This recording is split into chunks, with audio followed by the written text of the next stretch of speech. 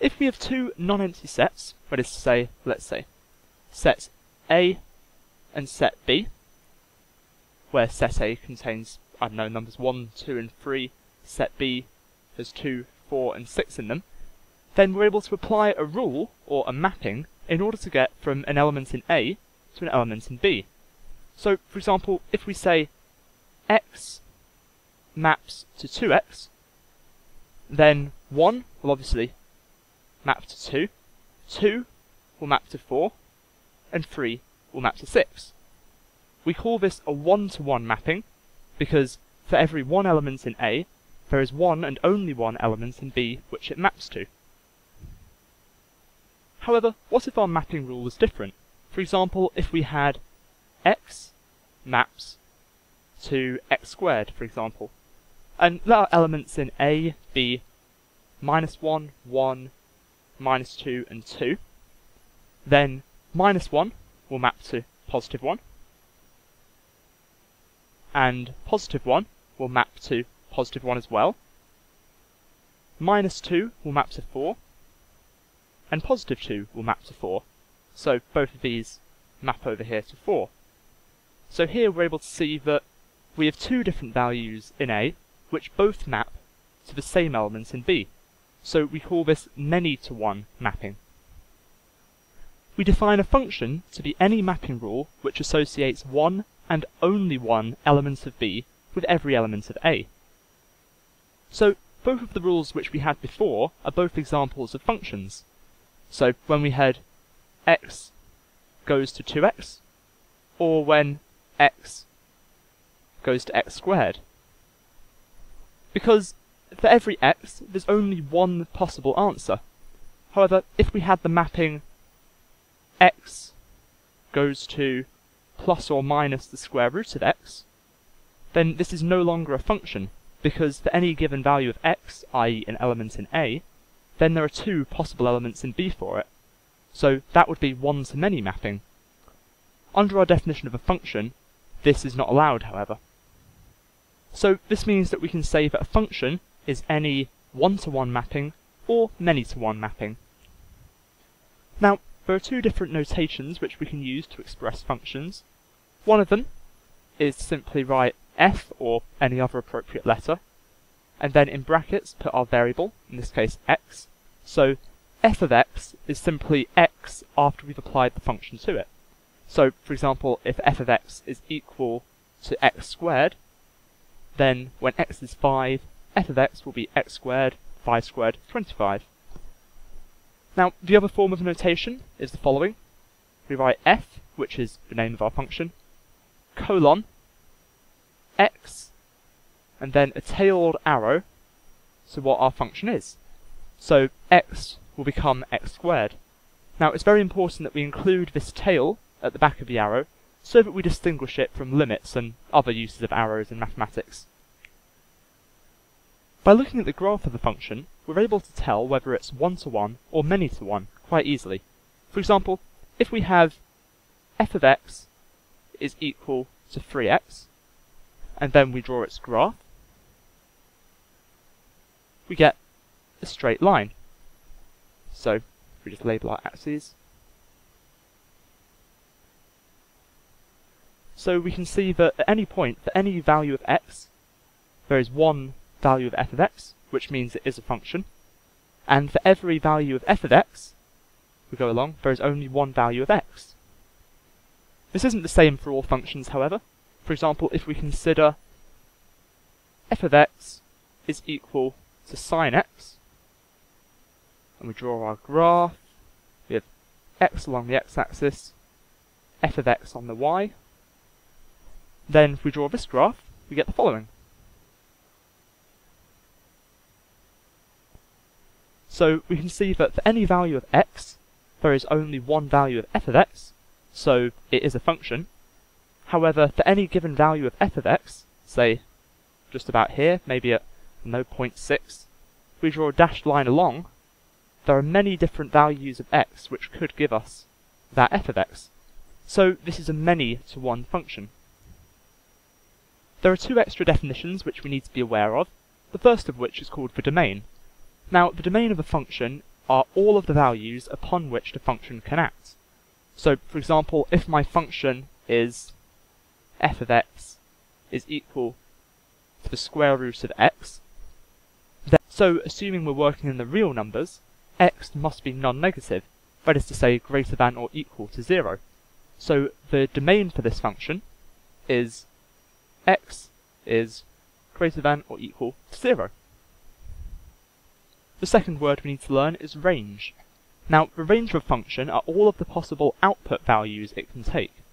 For example, if we have f of x is equal to x squared, we know that x must be non-negative because any real squared is non-negative, so we know that the range of f of x must be greater than or equal to 0. So the easy way to remember it is that domain is your input for the function, and your range is your output. It's important to remember that if the question specifically dictates what your input can be, then this will affect your output. For example, consider the following question. So, we're told that f of x is equal to 3x plus 2, that x is a real number, and that x is greater than or equal to 7. So, if x is greater than or equal to 7, then the lowest possible value for f of x must be when x is equal to 7, because the only thing involving x is a positive coefficient. So, if that's our lowest value when x is equal to 7, we sub that in, and we get f of x must be greater than or equal to 3 times 7, which is 21, plus 2 is 23. So f of x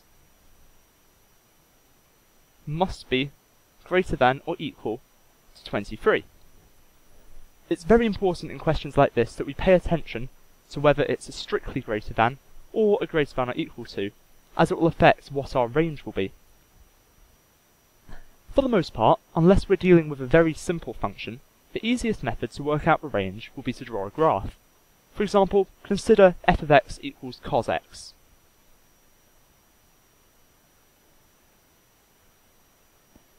In order to work out the range of this function, it's easiest to draw the graph of it, and we see that if we just do a rough sketch, that at maximum, when x is equal to 0, cos of x is 1, and at a minimum, when x is equal to pi, cos of x is equal to minus 1. So we know that at all points, our function is between these two values, so as a result, we know that minus 1 is less than or equal to cos x, which is less than or equal to 1, and therefore because f of x is cos x, we know that minus 1 is less than or equal to f of x, which is less than or equal to 1. And that's the range of cos x. We also have to sometimes deal with composite functions, that is to say a function of a function. So, for example, if we have f of x defined as, I don't know, 3x plus 2, and g of x defined as x squared, then f of g of x, which we just write as fg of x, is equal to f of g of x, and we know g of x is equal to x squared, so this is equal to f of x squared. So we just replace anywhere where we had x in our function of x with x squared. So this means that f of g of x is going to be 3x squared plus 2. Now it's important to remember that the order of these functions does indeed matter. So if we have g of f of x, then we're going to get a very different final function. So g of f of x is going to be equal to g of f of x. F of x equals 3x plus 2. So we now have g of 3x plus 2. So we replace anywhere where we have an x in our definition of g of x with 3x plus 2. So this is going to be equal to 3x plus 2 all squared. And then we expand it out. We get 9x squared plus 12x plus 4. And that is g of f of x. So when we're dealing with composite functions, it's important to remember that when we have g f of x, that's the same as g of f of x, and we simply replace everything with what's inside the bracket.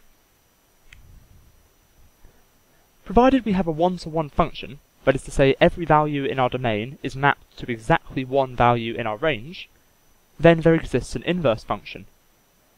This inverse function is such that f to minus 1, which is what we use to represent the inverse function, of f of x is equal to x.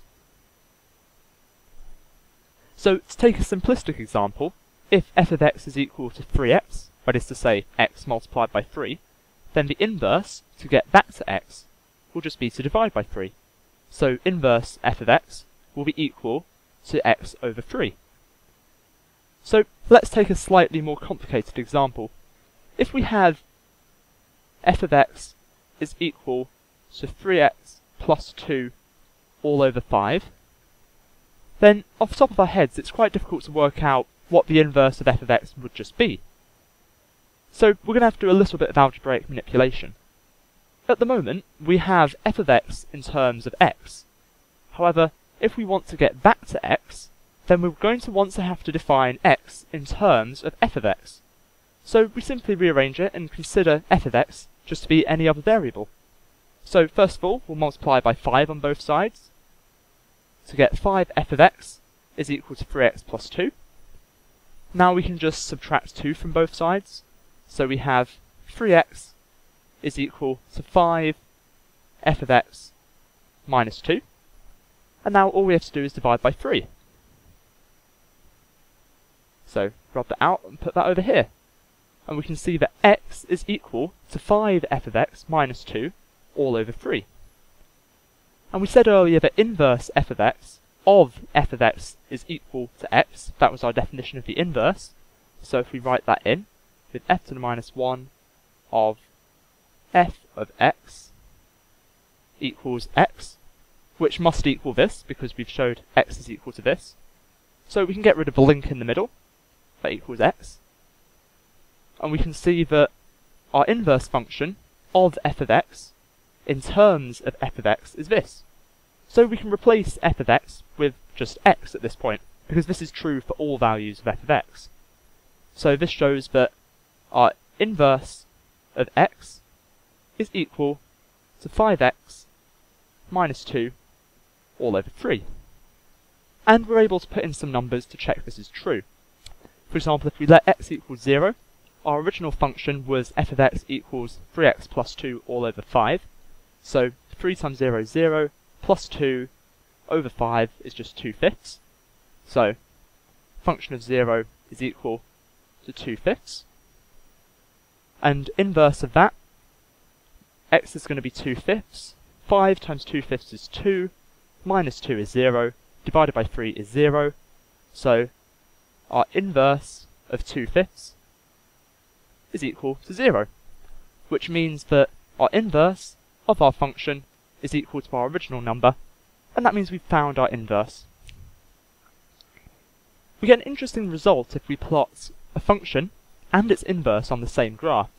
So if we plot the original function, we have 3/5 of x plus 2/5, so our y-intercept is going to be 2/5, our gradient is going to be 3/5. So it'd be roughly like this. And our inverse function is 5/3 of x minus 2/3, so our y-intercept is going to be 2/3, our gradient is going to be 5/3, so it's going to be steeper. It's going to look like that. Now we're going to see what happens if we draw the line x equals y onto this graph. I'm going to do it in dotted orange.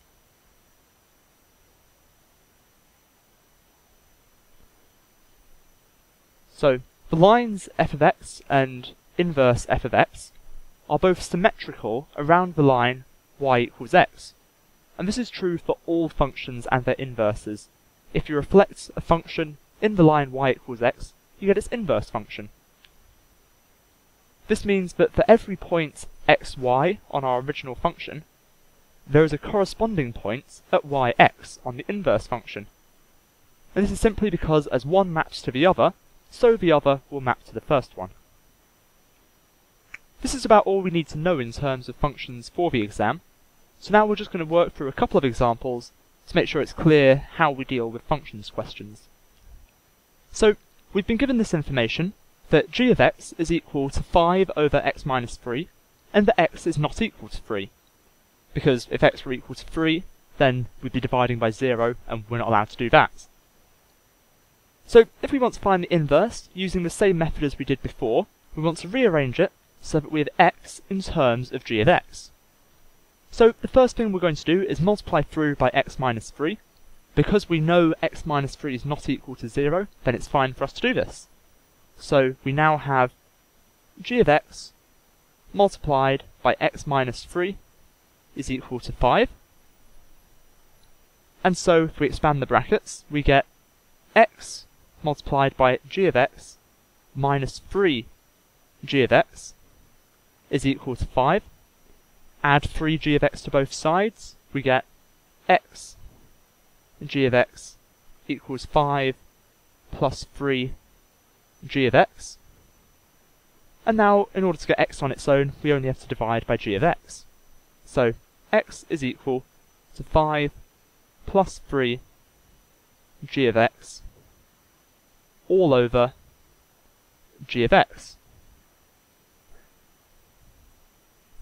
So, from this, we know that our inverse g of x, that is g to the minus 1 of x, is equal to 5 plus 3x all over x. And that's our function. However, we need to consider whether there are any limits on the domain of this inverse function. So, we need to have a look at our original function again. If we divide a non-zero number by another non-zero number, then it's impossible for us to get 0. So there is no x which will possibly give us g of x is equal to 0. No matter how big x gets, our g of x will get tiny, will get absolutely minuscule, but will never actually reach 0. And this is very good, because if we were allowed to have g of x being equal to 0, then in our inverse we'd be dividing by 0, which we can't do. So we're lucky that our original function doesn't allow g of x to be 0, so the only limit on our actual domain for our inverse function is that x is not equal to 0. Other than that, x can be absolutely anything real. I hope you found this video informative and enjoyable. As always, if you have any questions, you feel free to leave them in the comment section below, or email me questions@mathematicalsupport.net. Thank you very much for watching, and goodbye.